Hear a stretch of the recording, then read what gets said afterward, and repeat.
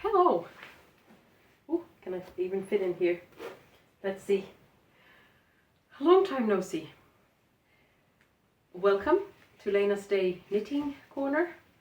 I hope you're not hearing all the sounds from the background. The family's home. And, And everything that I'm going to mention is down below in the description box. I also try to do my old-fashioned showing you the patterns on paper. And then if you're only interested in some of the projects, you can find in the lower part of the YouTube, if you click pause or something, you can see the red bar on the lower part of the screen. And if you hover over that, you can see where you can skip to if you're just interested in some of the items. Today there's going to be Frosty Flowers, then there's going to be Fossil Frenzy Tea, some Colorwork Socks, then there's going to be, how do you call that, a yoke sweater from Novita knits called Raidallinen, then there's going to be a bit of story about buttons, and a couple of whips, Anker's cardigan, and just plain socks. Maybe that's it. So in case you would like to skip ahead, just go right ahead and do that. I hope you enjoy. So to the first one, which is a finished object. This is the Frosty Flowers by Meiju K-P. And this has become my new favorite to wear for the office. For any time that I go out, I wear it with jeans. I'm going to get up a little so that you can see that I think it's perfect length.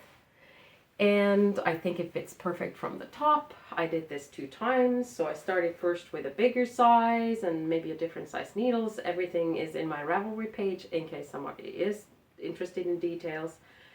I really like this colorwork pattern that is on the top. It is, in my opinion, a gorgeous pattern, and it's very easy to make. One tip, if you're doing this if you're making this so that you're following the pattern from your small screen like a phone or a tablet or something, make sure to see the full thing, because it's different from some other patterns where if you have something like this, it would be right next to the other ones, but in her pattern she has it on the very side of the full panel. So I skipped that for quite some time, and then I suddenly realized, ooh, there's something on the side that I have not added. I was wondering why my stitch count wasn't correct. So just to be aware that, please do it. So if I had printed the pattern out, I would have never had any problems, because I would have seen the full pattern for what it was. So would have not missed that one, hopefully.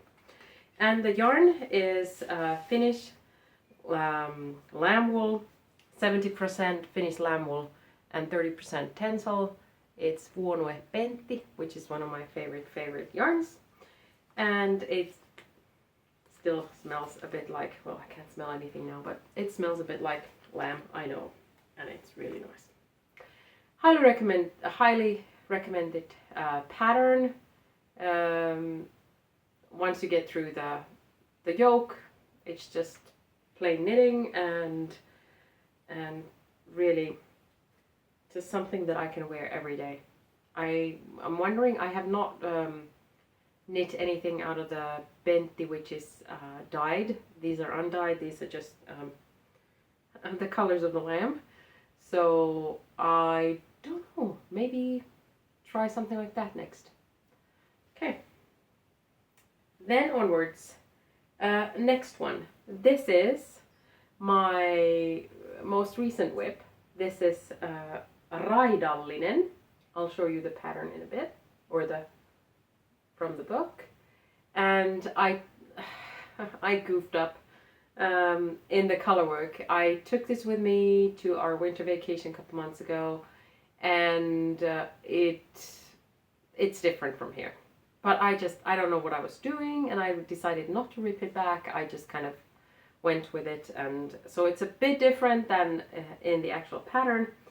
Then I also, if there was something for the sleeves, I did not follow that. I made my own choice of having this kind of 2x1 Colorwork, and then 2x1 Colorwork with ribbing, so that those kind of bouncy last half of the stitches, they are actually 2 knits with the purple yarn, and then 1 purl with the dark yarn, but that being the contrasting color that you have.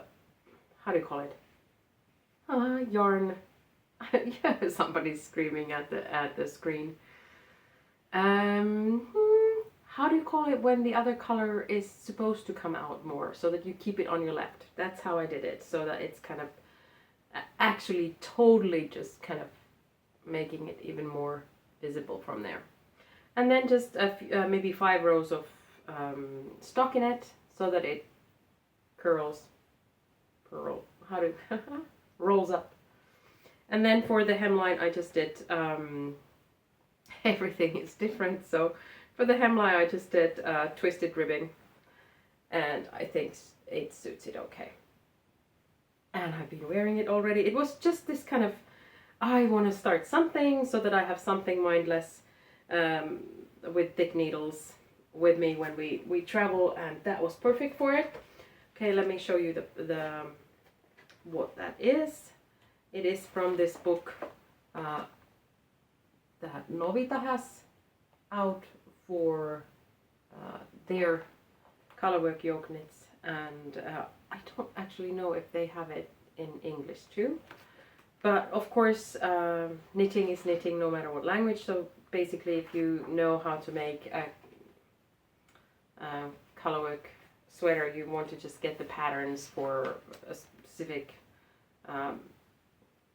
pictures, then you can do this. So it's called Raidallinen, and the designer is Veera Immonen from Kiruna. And yeah, so that was a surprisingly nice sweater that just came out of the stash yarn, and the yarns that I used for it was a Letlopi in a couple different colors. This is the Galaxy. I really would like to make another sweater from this one. Can you see how it has all these little colors in there?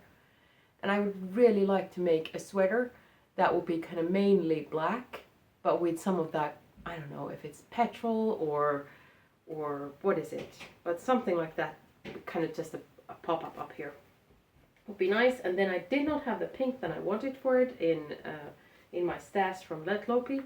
So I chose this Ulrika, Svarta Fåret Ulrika. It's maybe even more burning pink on the screen than what it is in real life. In real life it's more purple. And this is soft. This is the same meterage. So it's 50 grams, 100 meters per 50 grams. So are these. These are kind of rough and rustic, and this is very soft, and then it kind of bounces out from here. I don't know if that's gonna be the case once I block it, but I don't care. It kind of looks nice when it's bouncy from the middle where nothing else is happening. That's how it goes. Okay, this one I also showed you earlier, but now I have it on a jacket, and look at these buttons. Thank you for whoever told me that there is this wonderful little button store, Nappipuoti, in Tampere. I went there. It is a sweet little store, and it's tiny. You go in and you basically just stand at the counter, and they have it's like from, I don't know, something like that you would see in Harry Potter or something. Small store, lots and lots of little drawers, and then they have all these buttons. She can pull them out on these. They're put on maybe fabrics or cardboard or something, and then you can look at the buttons, and then she can pull them out from the box. Endless boxes. So this sweater I showed you earlier too. It's in threes. A baby cardigan by Kelly Herdrich, and this one I made holding this regular sock yarn from My Home Living. It's 75% wool, 25% polyester, and then this drops alpaca silk So these were held together. And then the buttons from the knot. And then onwards to this one. This. Okay. Here's the pattern. Fossil Frenzy T Junior. So you can guess it. Since there is a junior, there is a grown-up size too. So this pattern comes with 3 different PDF files. And I believe each of those files had something like 20 pages. And why? Because everything is on a different page, so that you don't need to think which size of these was I making or which, and she even has the color work so that it's Mary P. Hunt, the designer. She even has the color work so that you have both options. On one page you have it on dark background with lighter contrasting color, and then on the other page it has the same size, otherwise the similar thing, but with the contrasting and main color switched the other way, so that you can choose according to the colors you're making. And this tee,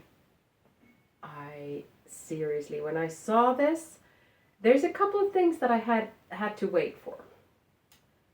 Well, actually, mainly one, because I can even show you that from the side, because the image just goes on and on.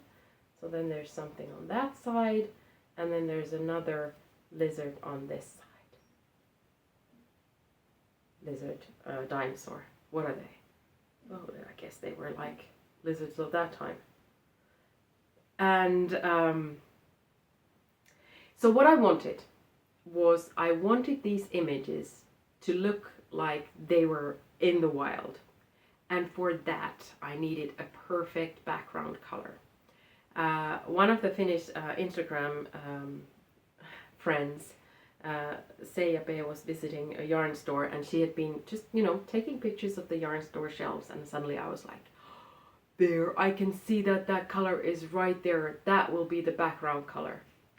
And I messaged the store owner, and it was their own hand-dyed yarn. It's a Finnish company that has started this. This is the yarn.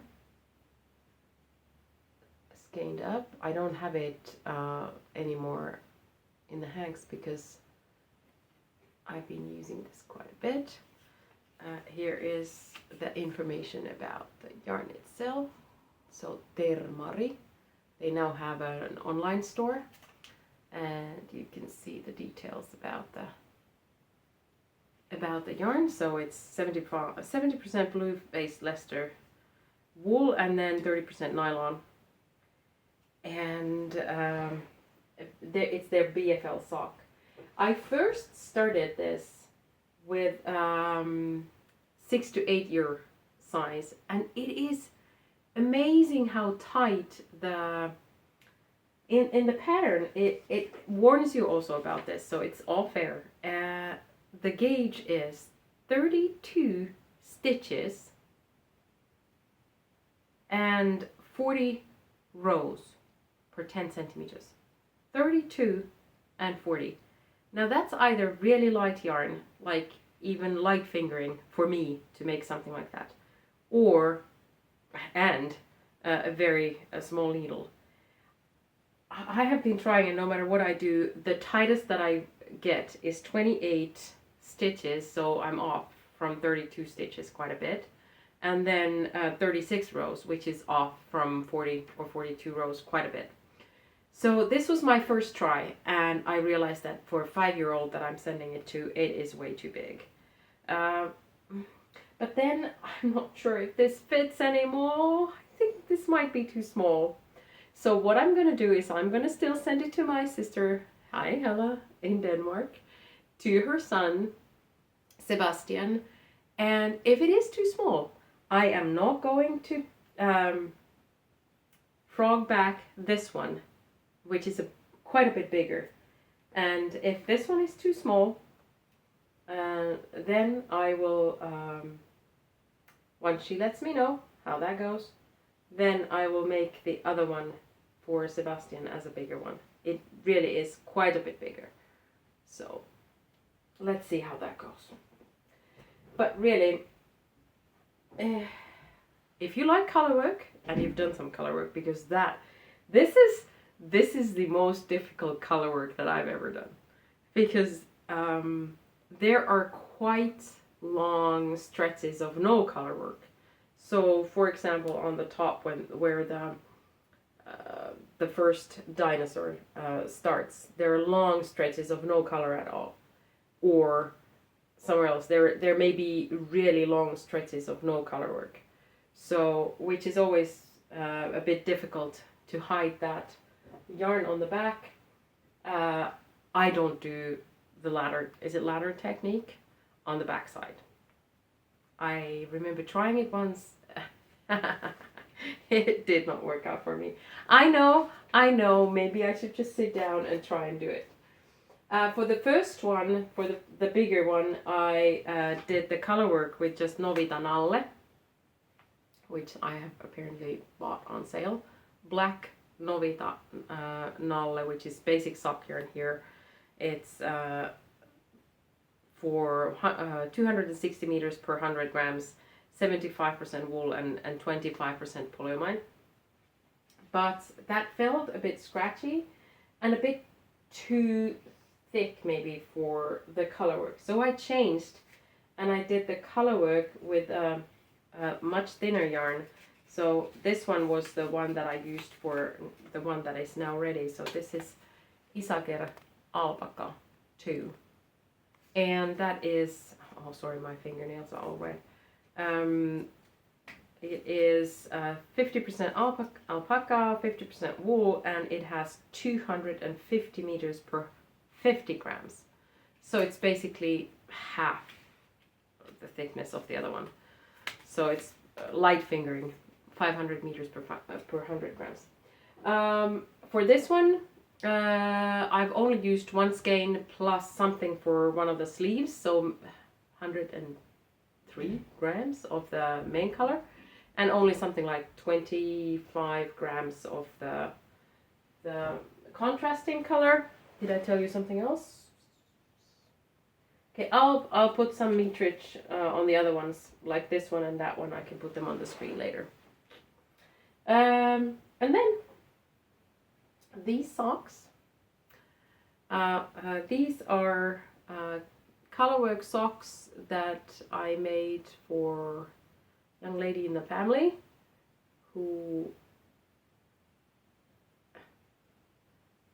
likes butterflies. So she designed this butterfly on paper and I made it here.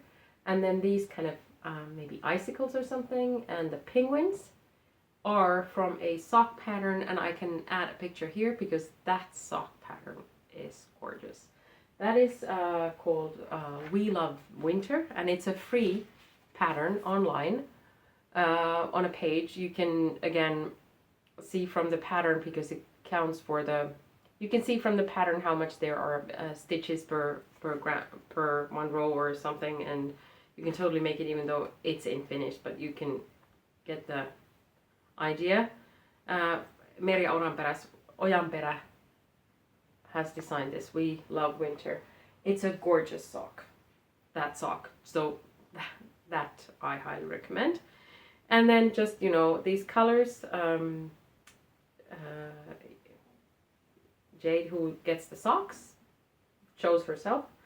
So we went to a grocery store because in Finland you buy yarn from the grocery store, and we bought Novita's 7 Brothers and another one from Novita's 7 Brothers. So those she chose for the socks. And then I had in my storage this dark gray from My Home Living. That is another yarn brand that you can buy from the local grocery stores. So it's a, I don't know if they make it in Finland, but they sell it in Finland. Yeah.